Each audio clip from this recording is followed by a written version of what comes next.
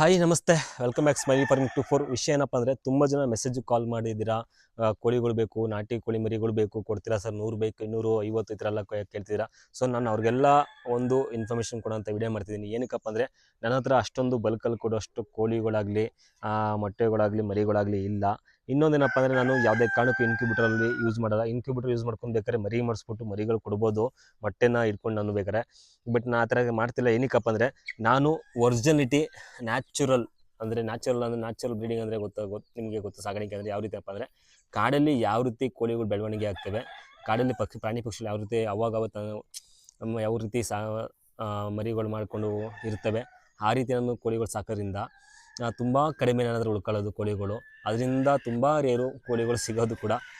ನೋಡ್ತಿರ್ಬೋದು ನಮ್ಮ ಹತ್ರ ಕೋಳಿಗಳೆಲ್ಲ ಯಾವ ರೀತಿ ಇದ್ದಾವೆ ಮರಿಗಳೆಲ್ಲ ಅಂತ. ಏನಕ್ಕೆ ಅಂದರೆ, ನಾನು ಮಾಡಿಸೋದು ಒಂದು ಬ್ಯಾಚ್ಗೆ ಒಂದು 50-100 ಮರಿ ಮಾಡಿಸ್ಕೋತೀನಿ. ಅದ್ರಲ್ಲಿ ಯಾರಿಗಾರು ಬುಕ್ಕಿಂಗ್ ತೊಗೊಂಡಿರ್ತೀನಿ, ಅವ್ರಿಗೆ 10ರಿಂದ 20-30 ಮರಿಗಳು ಅಷ್ಟೇ ಸಿಗೋದು ಅವರಿಗೆ ಒಂದು ಬ್ಯಾಚು.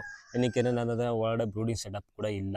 ತಾಯಿ ಕೋಳಿ ಜೊತೆ ಬಿಟ್ಬಿಡ್ತೀನಿ. ನೋಡಿ, ಇವಾಗ ಕೆಲವರು ಕಮರ್ಷಿಯಲ್ ಮಾಡಿರೋರಿಗೆಲ್ಲ ಅದು ಅನುಭವ ಗೊತ್ತಿರುತ್ತೆ. ಬಟ್ ನಾನು ಕಮರ್ಷಿಯಲ್ ಮಾಡ್ತಿಲ್ಲ. ನಾನು ಮೇಂಟೈನ್ ಮಾಡ್ತಿರೋದು ಒರಿಜಿನಾಲಿಟಿ. ಒರಿಜಿನಲ್ ಅಂದರೆ without vaccination, without start feed, without medicine,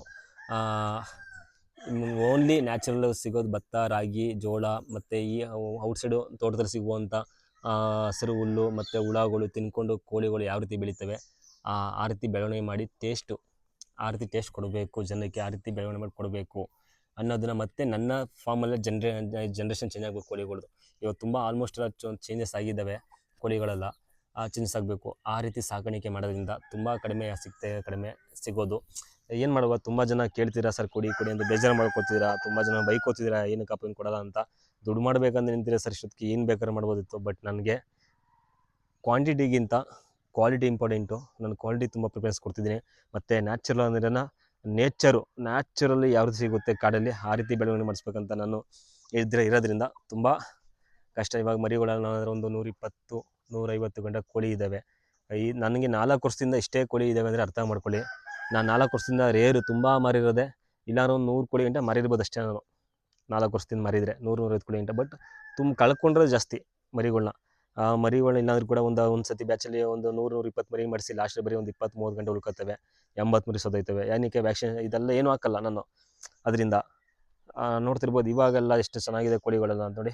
ಇವೆಲ್ಲ ಯಾವುದು ಕೂಡ ನಾವೇನು ಕೂಡ ಮೆಡಿಷನ್ ಹಾಕಿಲ್ಲ. ಮರಿಗಳೆಲ್ಲ ಯಾವ ರೀತಿ ಆಕ್ಟಿವ್ ಆಗಿದ್ದಾವೆ, ನ್ಯಾಚುರಲ್ ಅನ್ನೋದಕ್ಕೆ ಬ್ರೀಡಿಂಗು ನೋಡಿ, ಅದೇ ರೀಸನ್ನು. ಸೊ ಆದಷ್ಟು ಬೇಗ ಎಲ್ಲರಿಗೂ ಮರಿಗಳು ಸಿಗೋ ಥರ ಕೊಡೋ ಥರ ಪ್ಲ್ಯಾನ್ ಮಾಡ್ತೀನಿ. ಅಟ್ಲೀಸ್ಟು 10-15 ಕೇಳಿರೋಗಾರ 2-3 ಕೊಡೋ ಥರ. ಇವಾಗ 100-200 ಕೇಳಿರೋರಿಗೆ 10-15 ಕೊಡೋ ಥರ ಮರಿಗಳನ್ನ ಪ್ಲ್ಯಾನ್ ಮಾಡ್ತೀನಿ. ಈ ಸತಿ ಎಲ್ಲ ಬ್ಯಾಚ್ ಬಂದಮೇಲೆ ನೆಕ್ಸ್ಟು ಕಾವು ಕೂರಿಸ್ಕೊಂಡು ಮರಿ ಮಾಡಿಸ್ಬಿಟ್ಟು ಕೊಡೋ ಥರ ಪ್ಲ್ಯಾನ್ ಮಾಡ್ತಿದ್ದೀನಿ. ನೋಡುವ.